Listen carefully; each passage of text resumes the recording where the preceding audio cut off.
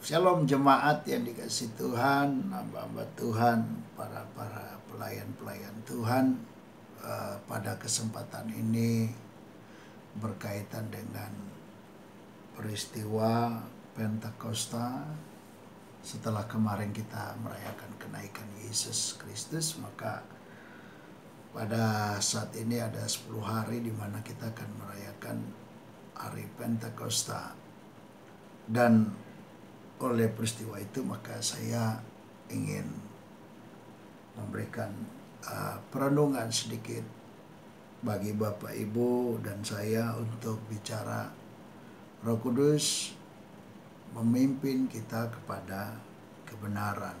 Roh Kudus memimpin kita pada kebenaran. Mari kita membaca dalam Yohanes pasal 16 ayat 13. Yohanes pasal 16 ayat 13, demikian firman Allah. Tetapi apabila ia datang, yaitu Roh kebenaran, ia akan memimpin kamu ke dalam seluruh kebenaran, sebab ia tidak akan berkata-kata dari dirinya sendiri, tetapi segala sesuatu yang didengarnya itulah yang akan dikatakannya. Dan ia akan memberitakan kepadamu hal-hal yang akan datang. Bapak Ibu yang saya kasihi dalam Tuhan, di abad 18 ada seorang ahli filologi. Ahli filologi itu adalah ilmu yang belajar tentang bahasa-bahasa kuno, yang di dalamnya ada bahasa Yunani, ada bahasa Ibrani, dan Semit, dan lain sebagainya.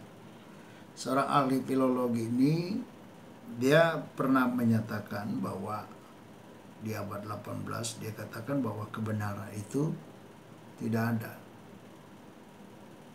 Dia sampaikan bahwa kebenaran itu tidak ada.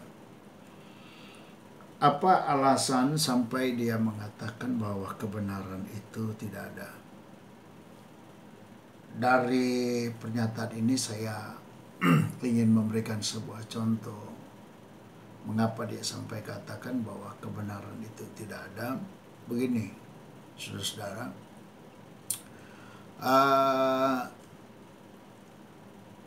kalau dalam peraturan-peraturan atau aturan-aturan atau perundang-undangan selalu mengalami perbaikan-perbaikan dari waktu ke waktu. Salah satu contoh aja bahwa aturan beberapa tahun lalu tidak dapat lagi digunakan menjadi aturan pada masa kini. Hal-hal yang berlaku pada waktu lalu tidak dapat lagi digunakan untuk kekinian. Nah, saya kira yang menjadi pertanyaan, apakah pada waktu yang lalu bahwa aturan itu tidak benar? Baru pada saat ini orang melihat itu, tidak benar, sedangkan pada waktu yang lalu orang melihat itu adalah benar. Saya ambil contoh misalnya aturan tahun 74. Dilihat oleh orang-orang yang ada di tahun 74, maka itu dikatakan itu benar. Tetapi ketika dilihat pada saat ini oleh orang-orang yang ada pada masa kini, maka orang-orang melihat bahwa aturan itu tidak benar. Nah, itu sebabnya ahli filologi abad 18 ini mengatakan bahwa kebenaran itu tidak ada. Sebab dia melihat bahwa dari waktu ke waktu kebenaran itu selalu mengalami perombakan dan perubahan demi perubahan, satu sama yang lainnya. Nah, saudara-saudara yang dikasih Tuhan, bahkan ahli filologi ini, abad 18 ini, dia menyatakan begini, bahwa kesalahan adalah kebenaran yang tertunda. dia sampaikan bahwa kesalahan adalah kebenaran yang tertunda. Apa dasar sampai dia mengatakan bahwa kesalahan adalah kebenaran yang tertunda? Tentu ahli filologi ini dia mengerti banget. Kalau dibilang kesalahan adalah dasar, adalah kebenaran yang tertunda, pada abad-abad saat itu misalnya saja contoh bahwa dulu orang menilai bahwa bumi ini adalah pusat tata surya. Tetapi dengan hadirnya Galileo Galilei maka orang mengubahnya bahwa sekarang pusat tata surya adalah matahari. Dan sebelumnya orang nggak percaya bahwa matahari adalah pusat tata surya. Tetapi penelitian dari Galileo Galilei yang menyatakan bahwa matahari adalah pusat dari tata surya. Artinya awalnya orang berpikir bahwa tidak percaya bahwa kebenaran bahwa matahari itu adalah pusat tata surya. Tetapi ketika dibuktikan oleh Galileo maka itu dikatakan bahwa matahari adalah pusat tata surya, bumi bukan. Itu sebabnya seorang filologi ini menyampaikan bahwa kesalahan itu adalah kebenaran yang tertunda. Kalau kita lihat dari berbagai macam perspektif Alkitab, juga kita menemukan beberapa hal yang terjadi, hal-hal yang terjadi. Ya, sebuah contoh saja. Bagaimana kita bisa membenarkan Salomo memiliki 700 istri dengan 300 gundik itu. Bagaimana kita membenarkannya? Kita tidak bisa membenarkannya. Kenapa? Karena kita melihat kebenaran itu berdasarkan perspektif kekinian. Tetapi pada masa lalu, pada masa itu, kita bisa melihat bahwa itu disahkan jadi sebuah kebenaran. Dan juga kalau kita belajar kitab Kejadian pasal 19, kita temukan ada seorang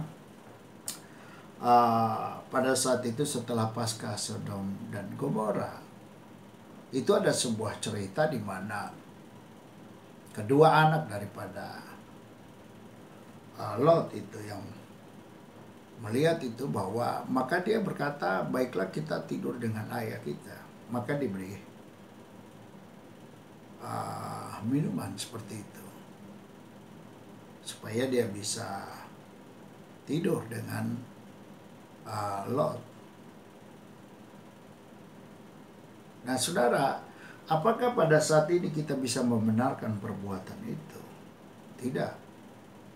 Karena hukum pada saat itu tidak ada yang bisa menyatakan salah.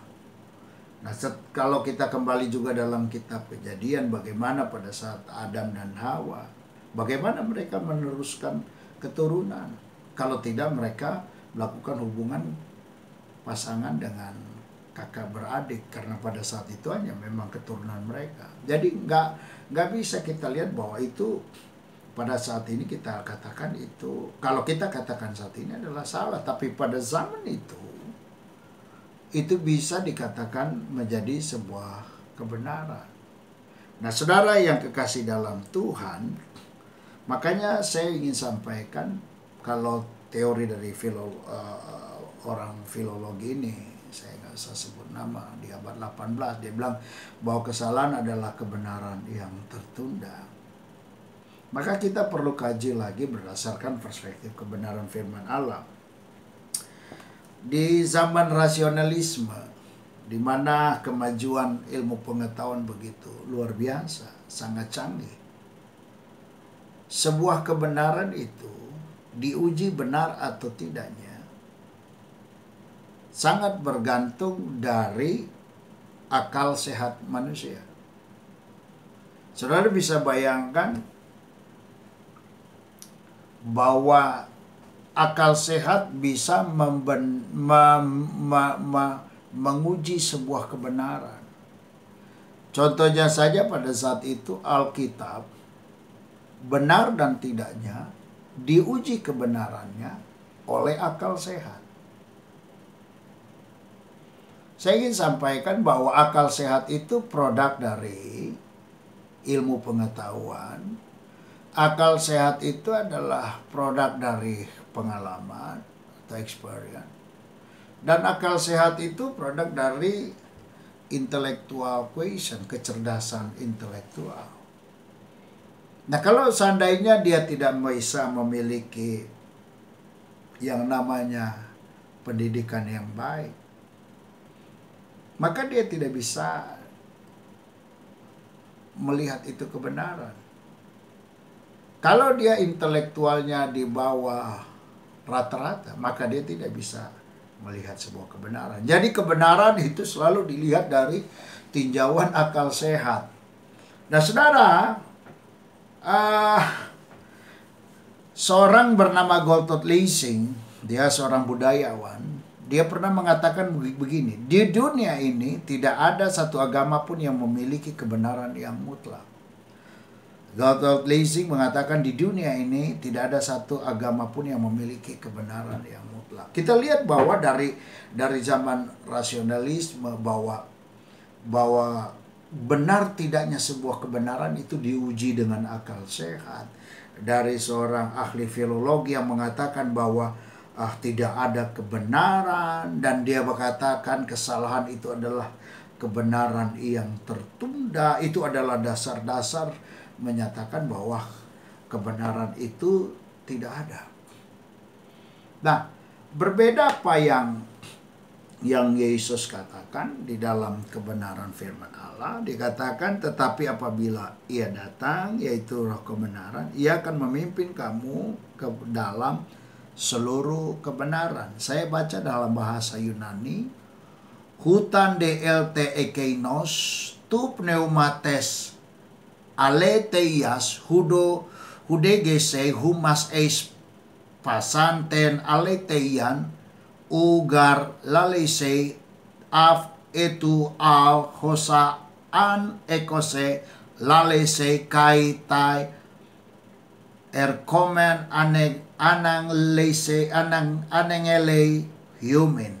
Itu digunakan di situ kalau kita terjemahkan secara bebas dalam bahasa sehari-hari.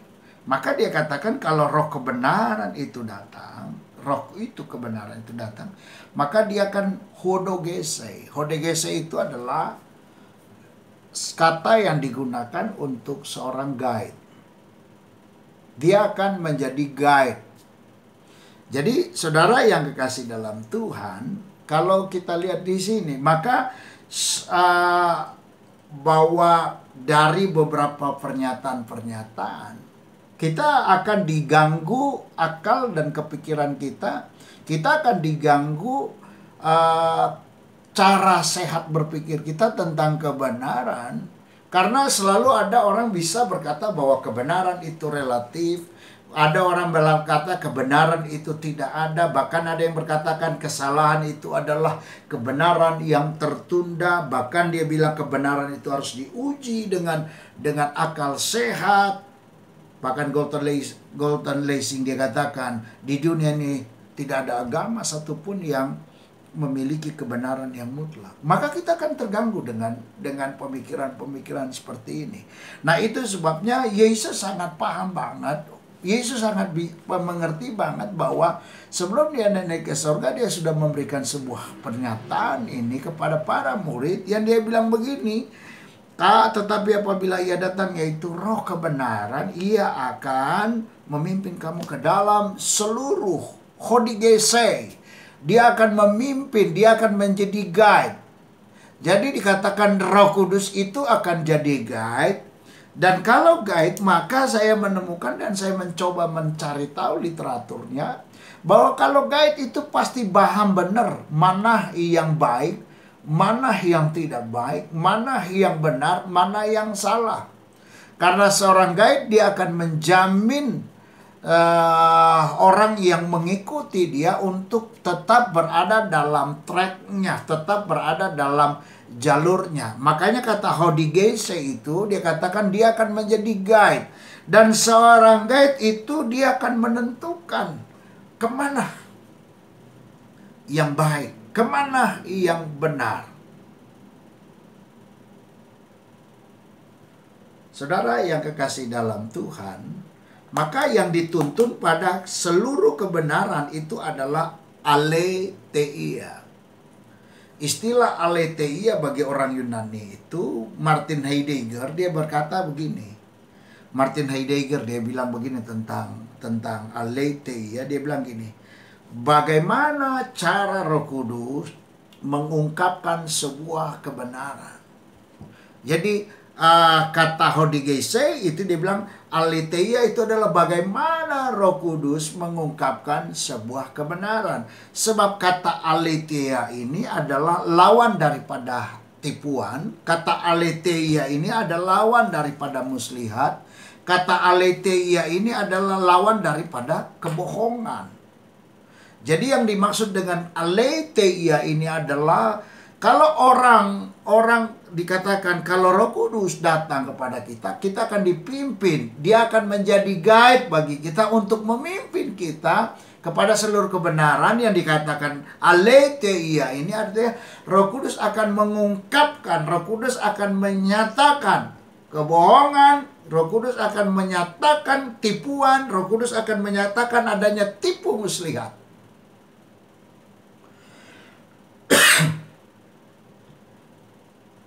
Roh Kudus yang akan menyatakannya. Nah, saudara, karena berbagai macam pernyataan-pernyataan tadi, dan di sisi lain juga kita tahu bahwa sebenarnya kita mengalami kesulitan untuk mendetek mana benar dan mana salah. Yesus ketika setelah dibaptis, Roh Kudus menjadi guide-nya, memimpin Yesus. Dan pada waktu Roh Kudus memimpin itu, saudara, ke padang gurun untuk dicobai, kita melihat apa yang dicobai oleh iblis kepada Yesus. Kemanusiaan Yesus. Apa yang dicobai oleh iblis kepada Yesus? Tentang kebenaran yang hakiki. Tetapi iblis tetap iblis tetap menggunakan berbagai macam cara untuk menjatuhkan kemanusiaan daripada Kristus dengan cara-cara menipu, membohongi, dan lain sebagainya. Kebohongan iblis di sini terlihat. Iblis dia menggunakan firman untuk menjatuhkan kemanusiaan Kristus. Dengan kata lain, sebenarnya kalau ditinjau dari sisi kebenaran, kalau orang tidak mengerti dan tidak dipimpin oleh Roh Kudus, dan Roh Kudus tidak ada dalam dirinya, maka walaupun firman itu datang kepadanya, kalau dia tidak dipimpin oleh Roh Kudus, maka dia tidak bisa menelaah adanya tipu muslihat atau tidak. Iblis menggunakan kebenaran firman Allah untuk menjatuhkan Yesus. Tapi persoalannya di situ kita bisa melihat, karena Roh Kudus memimpin Yesus, maka apa yang terjadi? Iblis tidak bisa menjatuhkan Yesus sekalipun iblis menggunakan firman Allah. Saudara bisa melihat bahwa di konteks kekinian, pada masa kekinian, orang bisa menggunakan firman Allah. Tetapi apabila kita tidak mengalami yang namanya pengalaman dipimpin oleh Roh Kudus, tidak berada dalam pimpinan Roh Kudus, saudara tidak mengetahui kebohongan-kebohongan iblis, saudara tidak mengetahui tipu muslihat iblis, saudara tidak mengerti dan memahami cara kerja iblis. Tetapi kalau kita dipimpin oleh Roh Kudus, Roh Kudus itu datang kepada kita, menjadi guide-nya kita, maka apa yang terjadi, saudara? Roh Kudus akan menelanjangi kebohongan itu, akan menelanjangi sesuatu yang menggunakan kebenaran, padahal di dalamnya ada kebohongan. Itu sebabnya saya ingin sampaikan betapa pentingnya Roh Kudus bagi gereja. Saudara yang kekasih dalam Tuhan, firman Allah ini tidak bersalah. Tapi menjadi salah ketika berada di tangan orang yang salah.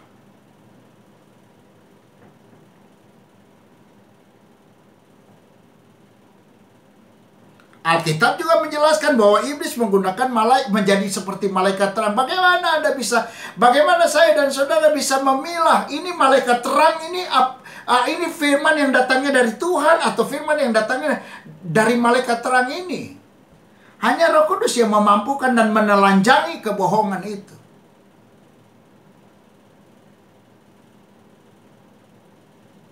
Saudara yang kekasih dalam Tuhan,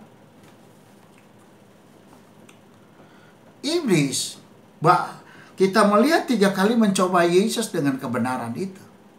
Tapi pakai firman Allah. Ada beberapa ayat yang diangkat.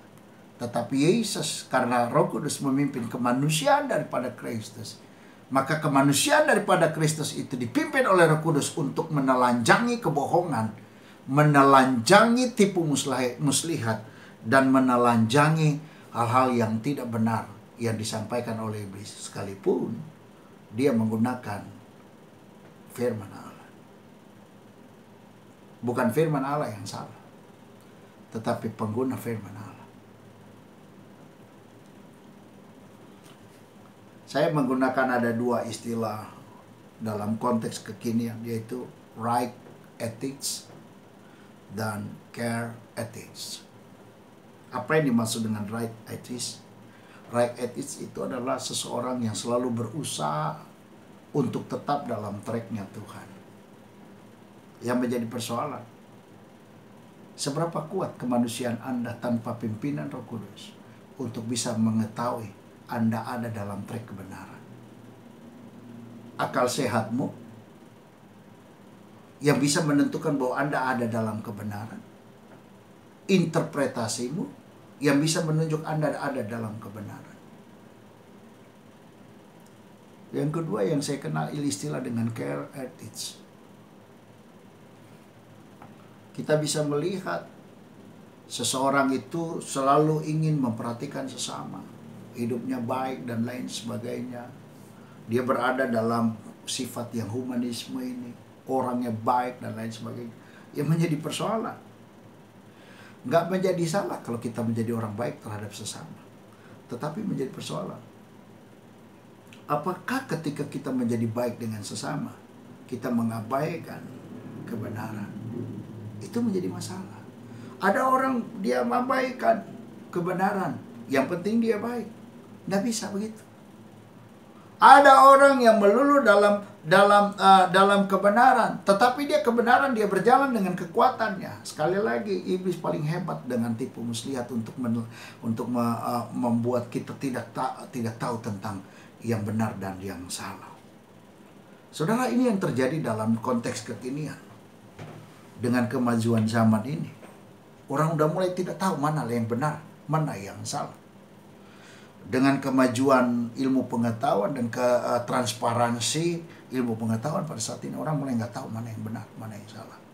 Jadi saudara, kalau kita bisa melihat, Anda boleh menjadi orang yang baik, tapi jangan sampai Anda tinggalkan kebenaran. Tapi persoalannya, Anda boleh berjalan dalam kebenaran. Apakah kekuatan Anda dan saya bisa berjalan dalam kebenaran itu tanpa Roh Kudus? Ketika kita berusaha dengan kekuatan kita sendiri tanpa Roh Kudus, saya ingin sampaikan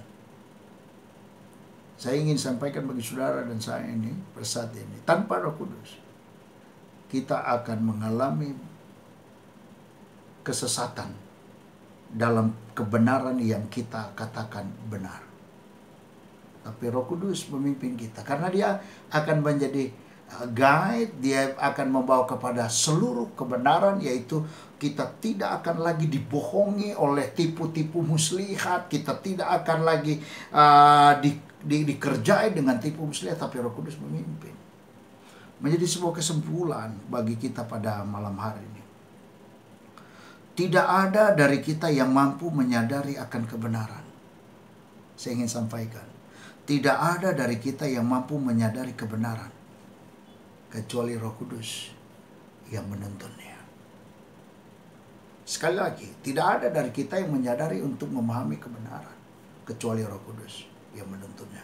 Berarti Roh Kudus sangat penting bagi kita untuk menuntun kita dalam kebenaran. Saudara, orang yang dipimpin Roh Kudus, dia tahu tentang orang ini benar atau tidak, dia tahu. Sebab penilaian kebenaran bukan berdasarkan asumsi, tetapi karena Roh Kudus menjadi guide-nya. Hanya Roh Kudus yang bekerja dalam diri kita untuk memberitahukan tentang yang benar dan yang salah. Saudara, kemajuan zaman ini membuat kita kebingungan dan kelinglungan untuk tahu benar dan salah. Apa jadinya kalau kita tidak dipimpin Roh Kudus?